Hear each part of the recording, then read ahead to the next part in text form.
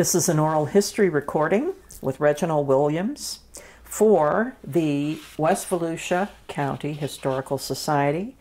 I'm the interviewer. My name is Kathy Hirsch. Today is June 15th, 2022, and the interview is being recorded at the Hirsch residence. So, Reggie, tell us where you were born and where did you live as a child? I was born here in DeLand at the it was the Naval Air Station at that time. A hospital was located there. But I grew up and was raised in DeLeon Springs. You mentioned previously that the community, the area or neighborhood that you grew up in DeLeon Springs was surrounded by the white community. You were kind of the donut hole in that. Could you talk about that and how that influenced you as a child? Yes, growing up in DeLeon, I mean, it was a great upbringing, but you did notice differences, in that, like the street networks, the streets were paved up to the black neighborhood, and then they were unpaved, and you would notice it. You would notice the small differences, such as that. What is now the state park, in DeLeon Springs, it was there at the time, but it was a private park, and it was a park in which blacks could not go into. Which individuals that's moving into the community, they think, well, it's always been everyone can go. Well, no, that's not true. But overall, it was a great upbringing. We had family that was there. We had friends that were there, and everyone supported each other. When Hillary Clinton talked about it takes a village to raise a child. That's the way it was growing up in DeLeon Springs. It was our little village. You mentioned that there was a place that you went to swim, right, in the area? Well, I wasn't a swimmer, but since we could not swim in DeLeon Springs State Park at that time, there was a park called Birch Park, which was situated behind the state park, and kids would go there, sometime. Did you come from a large family? It was pretty large. There were 6 of us. My mother was fortunate to have 2 sets of twins. Of which I'm the oldest. Me and my sister are the oldest, and the last 2, the youngest, are twins also. That's unusual. Yeah, it is. But again, when you talk about family, we had plenty of cousins that were around also, and lots of friends. What kinds of activities did you do when you got together for fun? Well, during the spring and summers in particular, baseball was our things. We didn't have a baseball field, so we played in the street. We would set up bases and things, and if you hit the ball in the woods, you just had to go and find it. And we'd also play basketball. There was one of the families that had a lot on the side of their house that we cleaned off as kids, and we got some clay brought in, and we created a basketball court where we played also. And we also played football in the streets. But there was one paved street through the community, and when we were playing football, on the dirt road, we had to be, careful because the cars did use the paved streets. So you had to be careful not to run out into that paved road. Did you have a sense of being deprived? No, I didn't. And it was probably more likely because of the support that we had around us. I mean, we knew, or I knew that, we couldn't just go and buy anything that we wanted. But we were fed, we were clean, and although the houses that we lived in, one of the houses I lived in did not, it had a faucet outside, so we had to bring the waters in. We had to heat the water. We had an ice box. Can you believe that? Where you would have to buy ice, put it in the top of the box, to keep the box closed. But feeling deprived? No, we didn't feel deprived. We did, when the federal government decided to talk about poverty and say that so many people were in poverty, we were poor, but we didn't know we were poor. It was the norm. It was the norm. Are you married and have children, grandchildren?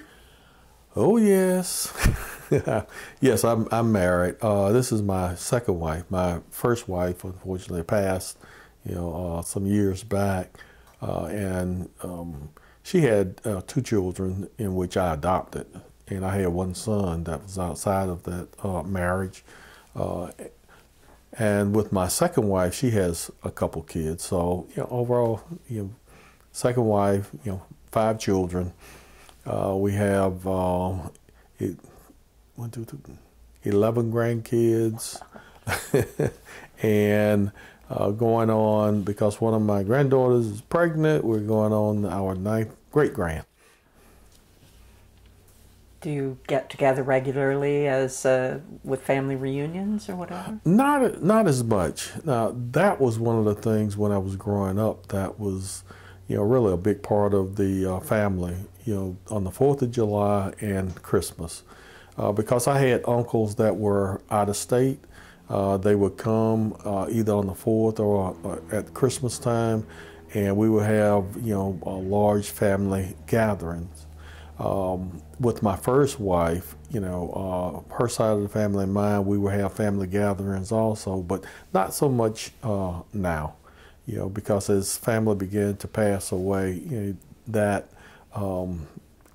energy, for coming together, and it kind of gets lost, So we do have small family gatherings now, not the big ones like we used to have. Is there any kind of family lore or story that's been handed down that you can share?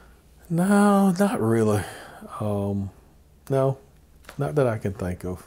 Okay. If I think of something later, I'll tell you, but I can't think of anything right now.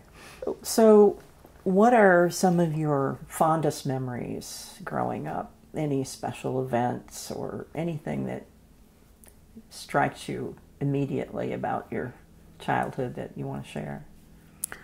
Well, just being in a family where you were loved, and knowing that you were.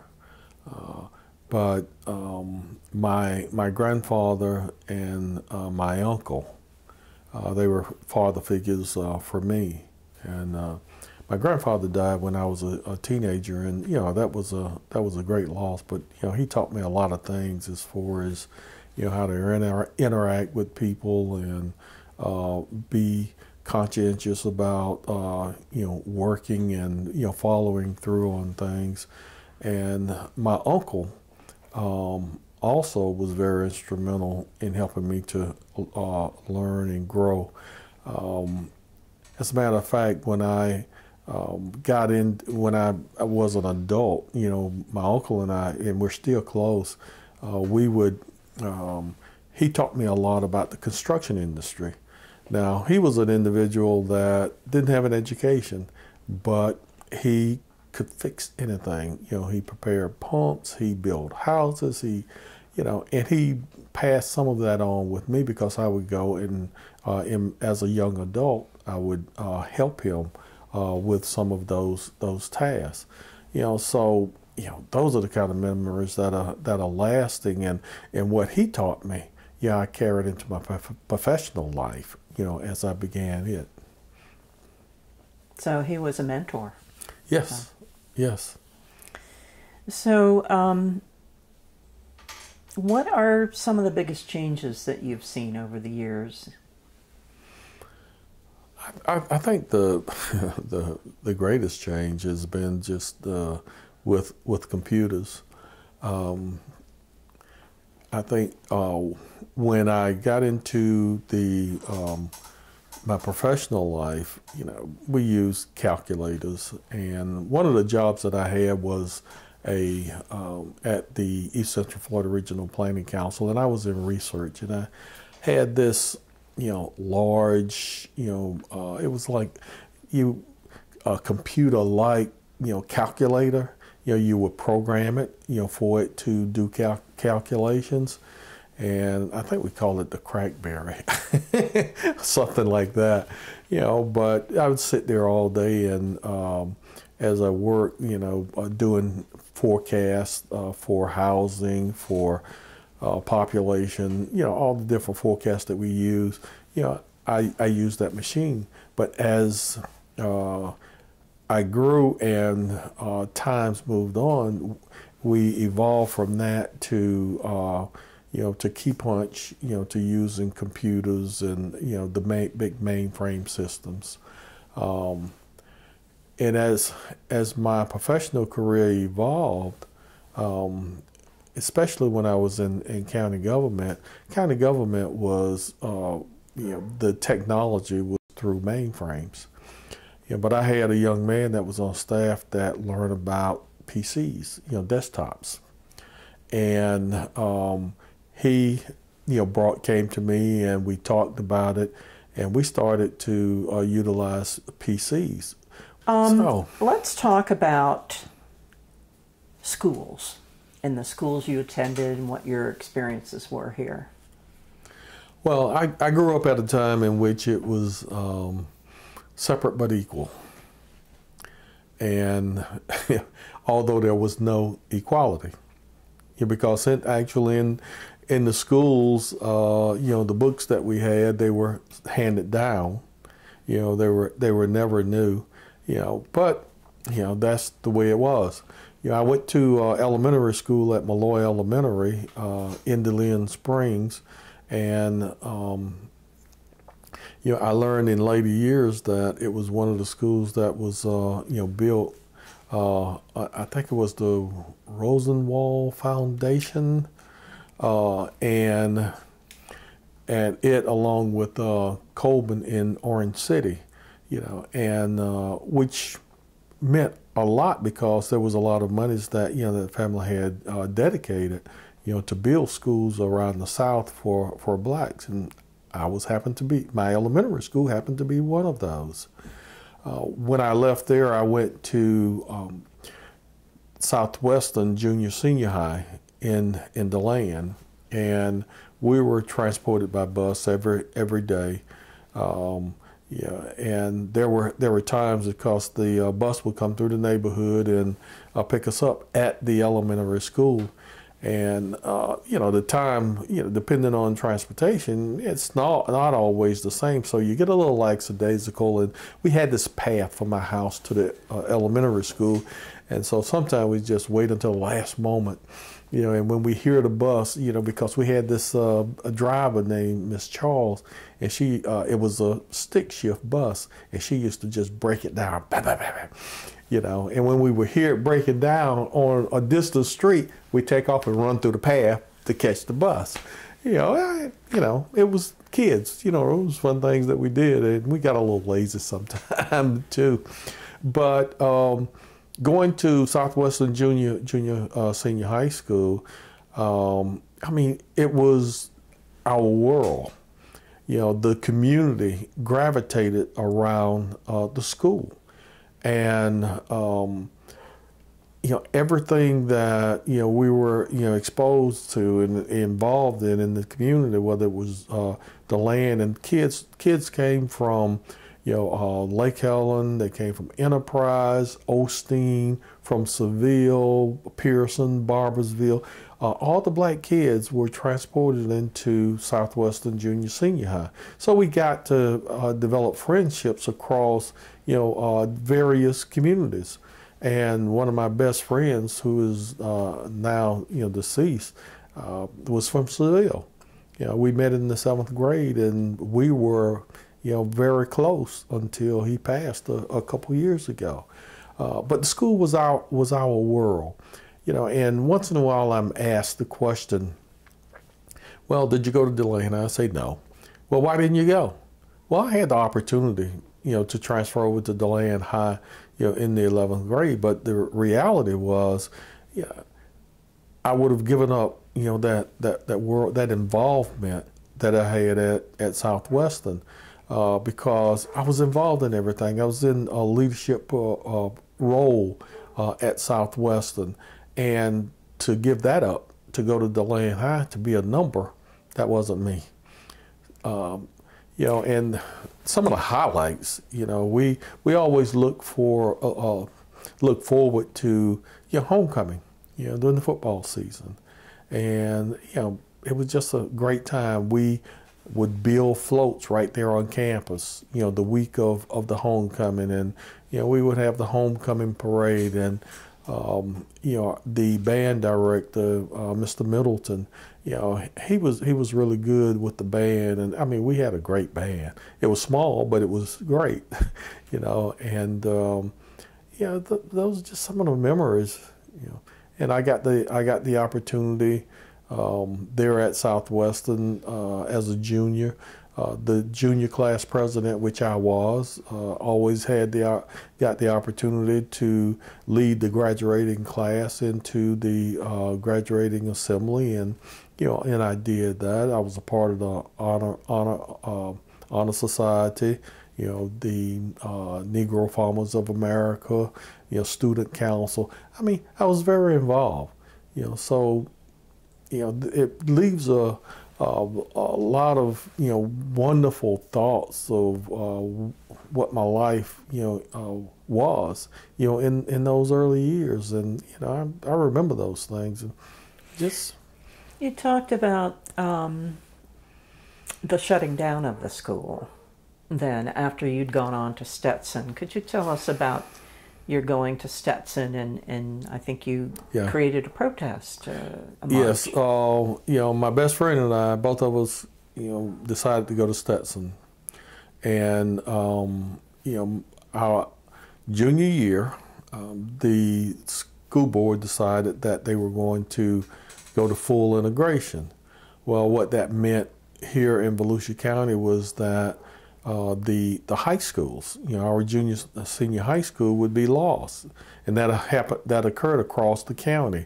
All the junior senior high schools that were black were going to change, and I think at that time it was proposed that Southwestern become a 7th grade center.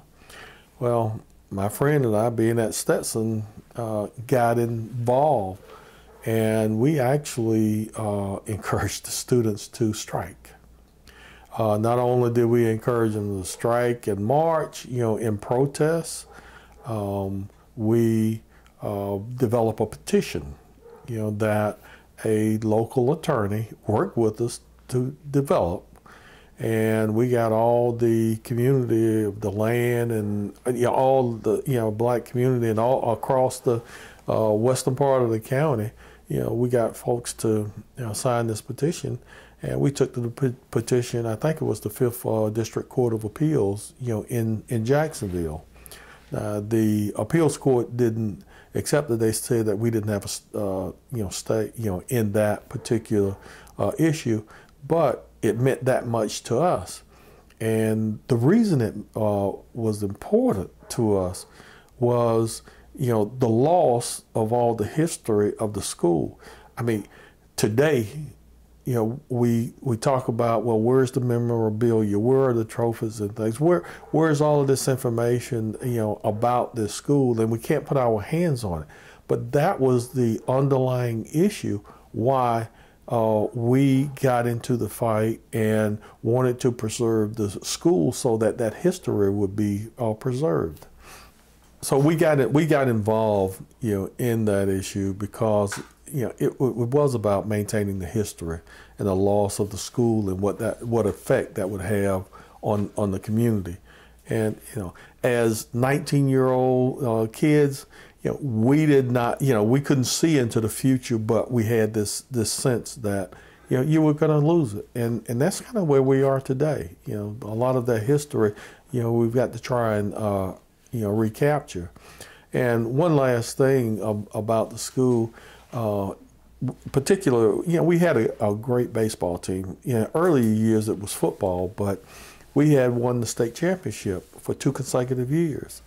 And that year, when the kids walked out, we were in the school was going to the playoffs again. We had an opportunity for a 3rd championship, but that was given up because they wouldn't not allow us to play because the kids were not in school. So it becomes a matter of what's important, and identity is what's at stake. It seems it's part of your identity. Yeah. Of who you are in your formative years going through that. Well, it is, and and when you go back to the question, the issue of, well, why did I make the transition? That's critical. Who are you? And what mark do you want to leave? And that was one of those things that was very important. Because the school was so critical to the community as a whole. What kind of subjects did you take in high school, and what were your best ones? Oh, I took everything. I mean, that was, those were days where, reading, writing, arithmetic, as we call it, was essential.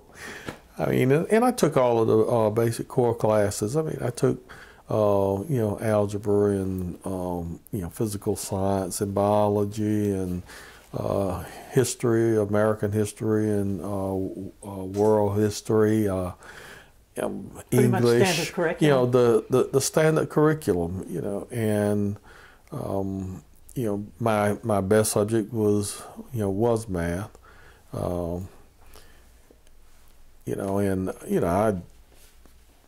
I was a decent student. Could have been a better student, but I was one that would do it when I needed to, and when I didn't need to, I would slack off.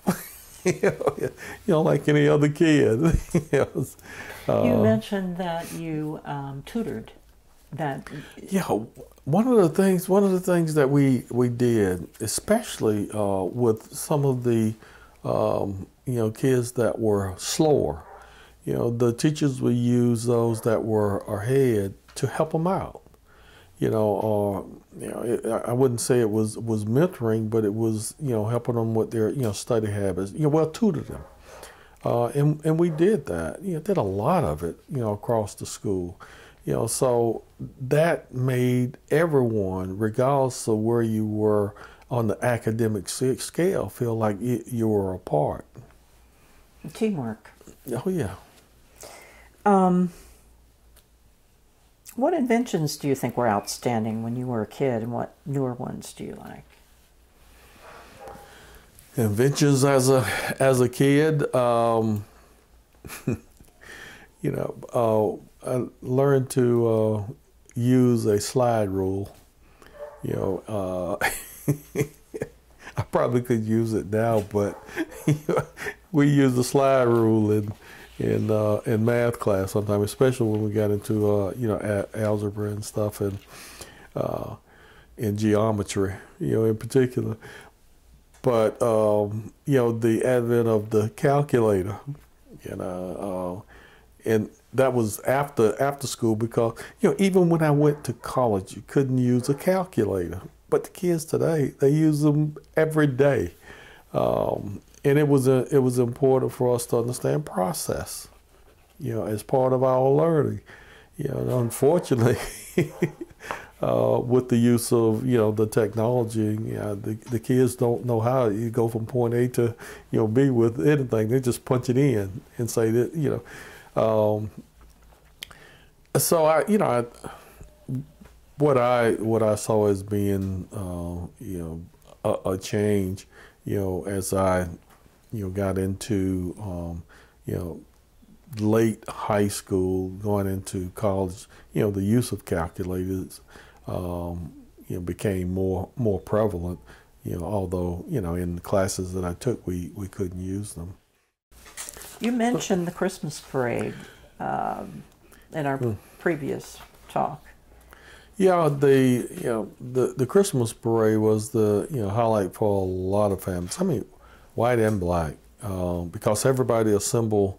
You had the largest crowds right downtown, but the highlight of that was that there was this gentleman named Johnny MacArthur, and he rode a horse. He carried pearl handle guns. He dressed as a cowboy, and he would I believe his horse name was Trigger, and he would do different stunts and things in the Christmas parade with his horse, and everybody just loved it. And it seems like it was right in the middle of town, somewhere, right in that downtown area between Indiana and New York, that this would happen.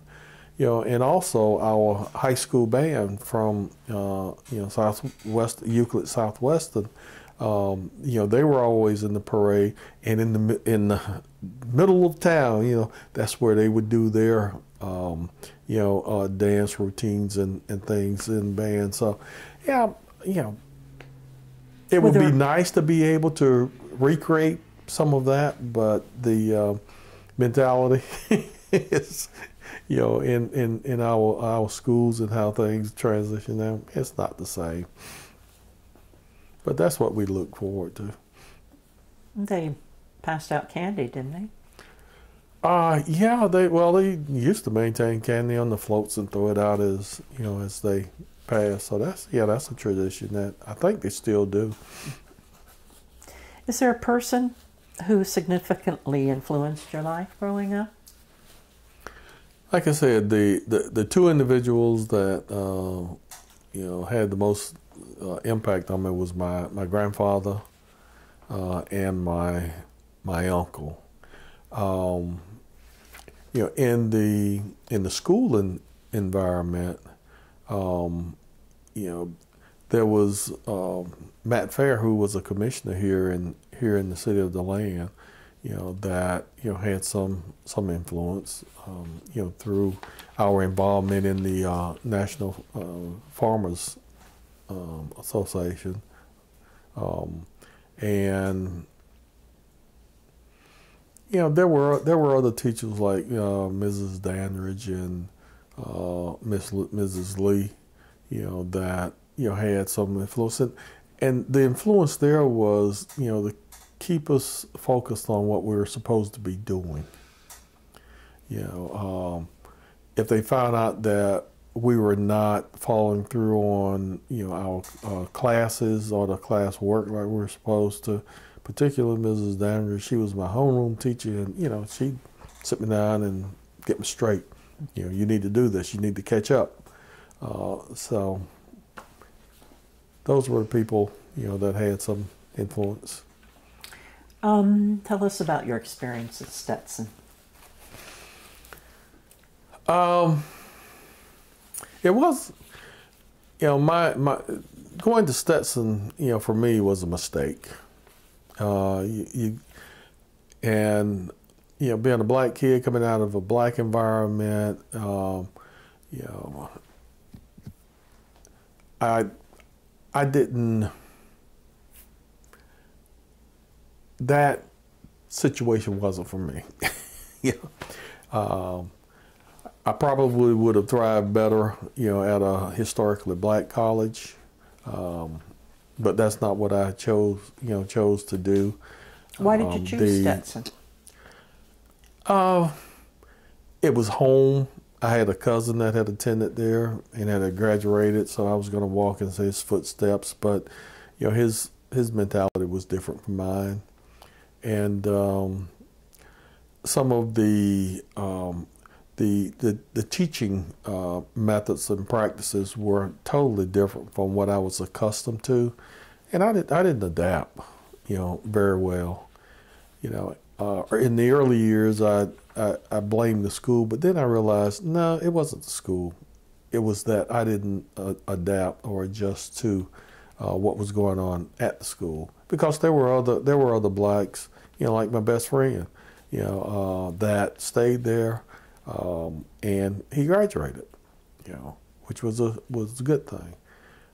But I wasn't focused enough to in the environment at that time, and adjust to the conditions that were there. Was it kind of sink or swim? No, it wasn't. No, because there were actually some professors there that was very, very helpful, and so I can't say it was sink or swim, because the ones when after the first year being there, and I just didn't make the grades. Just wasn't a good fit. It wasn't a good fit, but. I had an English professor that worked with me during the summer. I came back and, read, a book. I think it was the history of Nat Turner about the slave revolt, and worked with Dr. Gillespie and wrote a report and got back in school. But again, it just wasn't a good fit for me at that time. So let's talk about your professional career, and if you could just hit some of the highlights of, just give us the headlines of where you went next, what you did. You had an interesting kind of ascendancy. Well, I started out, with the East Central Florida Regional Planning Council, and let me just say, affirmative action was good to me. Because the job that I got in research at the East Central Florida Regional Planning Council, they were looking for someone black that had math skills, and I had that, so I fit. Leaving there, coming to the county of Volusia, I went into the planning department, and in the planning department, I was replacing a young black male that went into the Coast Guard, and they were looking for someone black that could step in, do research, could write housing reports, and similar tasks that I had at the Regional Planning Council. So although at that time I only had an AA degree, I had 5.5 years of experience at research, and the EEO officer, Equal Opportunity Officer in personnel, basically told the director, well, you're going to hire this guy because, he has 5.5 years, and a 2-year degree, and that kind of bulks someone that has a degree with no experience at all. So I got into the county through planning, and there I was involved in writing reports, statistical reports, housing reports, got into zoning issues, and served worked with the West Volusia Zoning Commission, did some zoning issues for the city of DeLand. And move from there into management. I got into management in the county through the community development office, and I also, between the time I took the job and went into management, I completed my degree at the University of Central Florida, known as Florida Technical University at that time.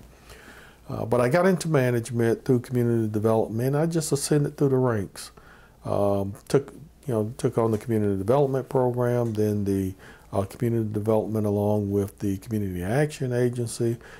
Got a promotion, took on social service issues, and another promotion. It just expanded my horizons. And when I left the county, I was the department head for community services. I had 6 divisions, and those divisions were, the libraries, health department, veteran services, Votran, community assistance, and Ag Extension. That was the 6th. So, and it was a great opportunity working with the county. When I left the county, I went and became the district administrator for the Department of Children and Families, which the district covered Volusia and Flagler County. And after about a year and a half being there, that was changed to circuit, which added Putnam and St. Johns County to my responsibilities. And I worked with the state for 6 years. Left there, became CEO of the Children's Advocacy Center, and after 2.5 years, went and began to do personnel work for another nonprofit, Neighbor to Family. So that's a highlight. And now you're running for mayor. And now I am running for mayor. And what made you decide to do that? I felt after being asked, and I have to say, thinking it through, praying about it, and after being asked, I feel that I can make a difference. I think the experience that I have, the involvement with people, that I've experienced along the way, I think it goes a long way in the political arena, to help get some things done, and engage people in conversations that will be beneficial long term for this community. What other activities or community services have you been involved with that are important to you? Outside of government. Outside of government. Oh, okay.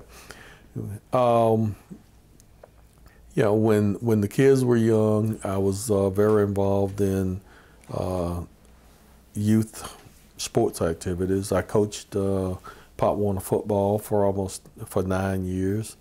I coached softball, women's softball, for a number of years. I was involved in the as a matter, I was the chairman for the Martin Luther King planning programs here on the West Side for many years. I think it was about 13, 14 years. I headed that up before it was turned over, and I've always been involved in the neighborhood programs that are ran through what is now the Joyce Cusack Resource Center. I've always engaged in those. I have been involved in the what is now Career Source. It's the workforce initiative through the state. I continue to sit on the board for the Children's Partnership for Children, and I am involved with the concerned clergy here in DeLand because I am a pastor and have a congregation. You started your own congregation. Yes, I started my own congregation in October 2000. And what's the name of the congregation? Emmanuel Christian Ministries, Inc. And are you the principal pastor? Or? Yes. That must keep you busy. Somewhat. It can. But you learn to balance it all. Based on your own experience, what advice would you give to a young person today? One of those 19-year-olds. It'll probably be the same that I give to a 26-year-old or something. And I say that because I was talking to a young man a couple of weeks ago. He stopped to ask me could he clean my drive, pressure wash it. And I said, sure, give me a price. So he did. And I had done this before myself. He shorted himself. So I told him, yes, you can do it. But after he did the job, and I paid him what the job was worth. which was more than what he asked for. You know, I said to him, said, you know, you need to, determine what the value of your work is.